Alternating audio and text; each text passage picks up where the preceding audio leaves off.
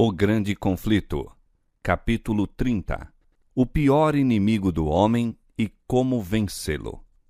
Porei inimizade entre ti e a mulher, e entre a tua semente e a sua semente. Esta te ferirá a cabeça, e tu lhe ferirás o calcanhar. Gênesis 3:15.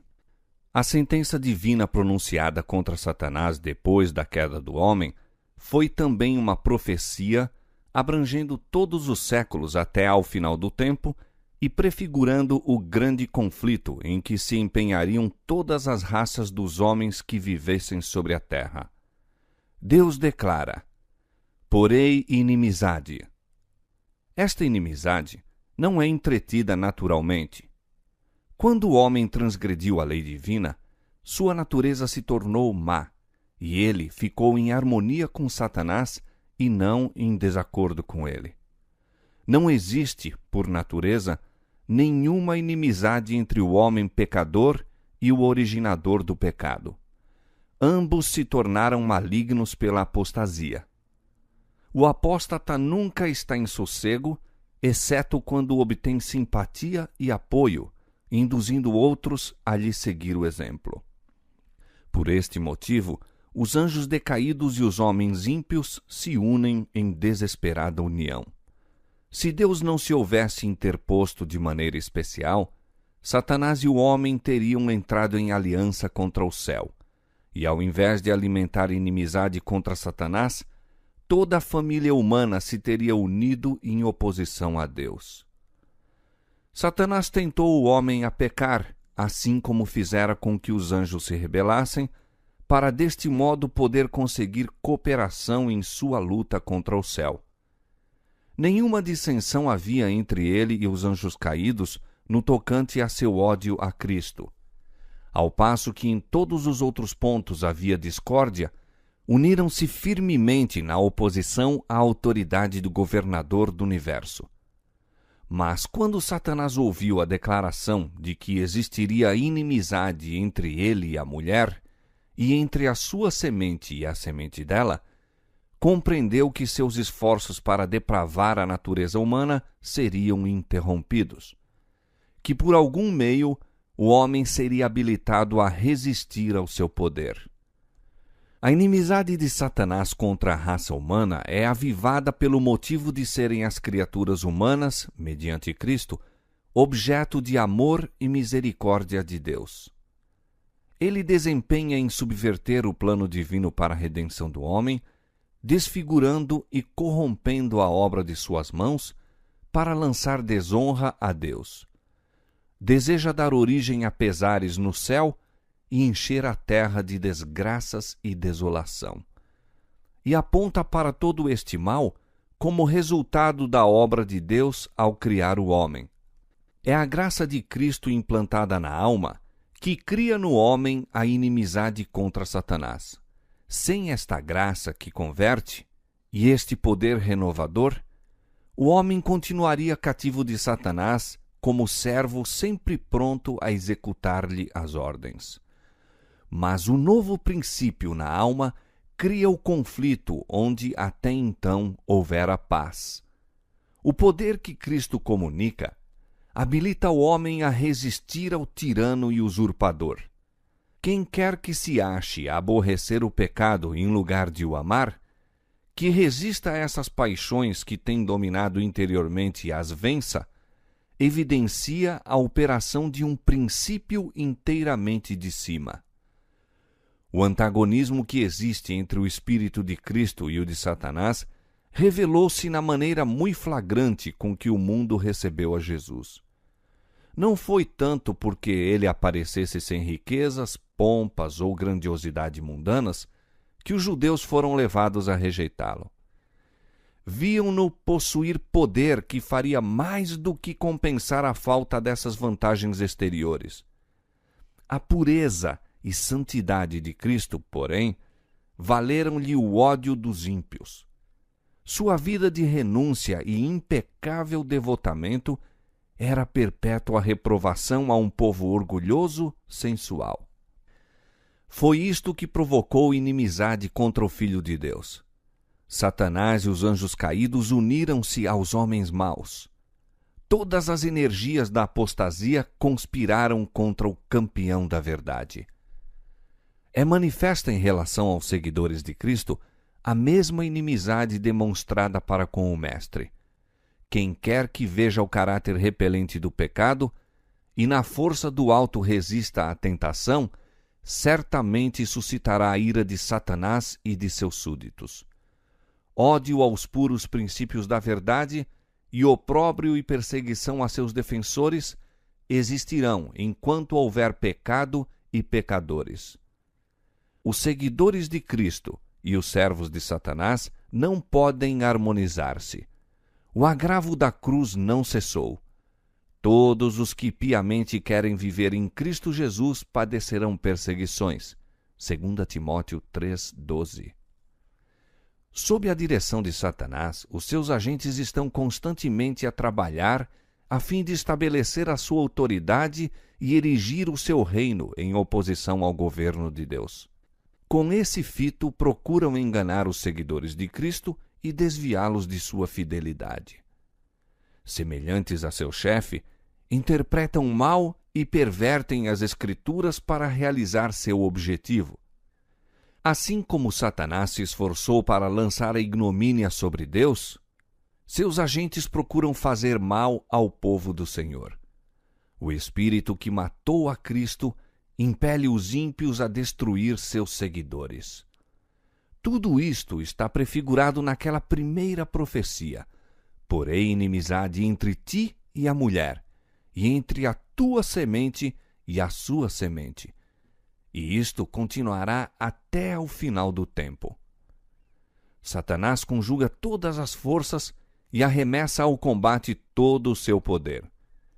Por que não encontra ele maior resistência? Por que são os soldados de Cristo tão sonolentos e indiferentes? É porque entretêm tão pouca verdadeira comunhão com Cristo. Porque se acham tão destituídos de seu espírito. O pecado não lhes é repelente e aborrecível como era a seu mestre. Não o enfrentam como fazia Cristo, com resistência decidida e resoluta. Não se compenetram do grandíssimo mal e malignidade do pecado e estão cegos tanto a respeito do caráter como do poder do príncipe das trevas. Pouca inimizade há contra Satanás e suas obras, porque há tão grande ignorância a respeito de seu poder e maldade e da grande extensão de sua luta contra Cristo e sua Igreja. Multidões estão iludidas neste ponto. Não sabem que seu inimigo é um poderoso general que domina a mente dos anjos maus e que, com planos bem elaborados e hábeis artifícios, está a guerrear contra Cristo para impedir a salvação das almas.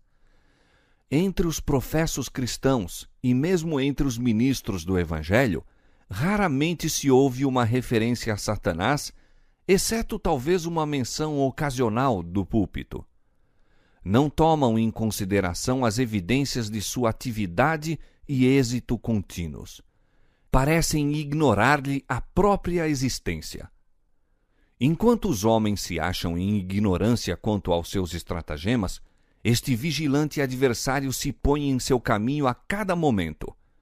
Intromete-se em cada compartimento do lar, em toda a rua de nossas cidades, nas igrejas, nos conselhos nacionais, nos tribunais de justiça, confundindo, enganando, seduzindo, arruinando por toda a parte a alma e o corpo de homens, mulheres e crianças, desmembrando famílias, semeando ódios, rivalidade, contenda, sedição, assassínio.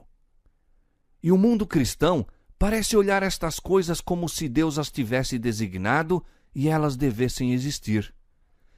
Satanás está continuamente procurando vencer o povo de Deus, derribando as barreiras que o separam do mundo.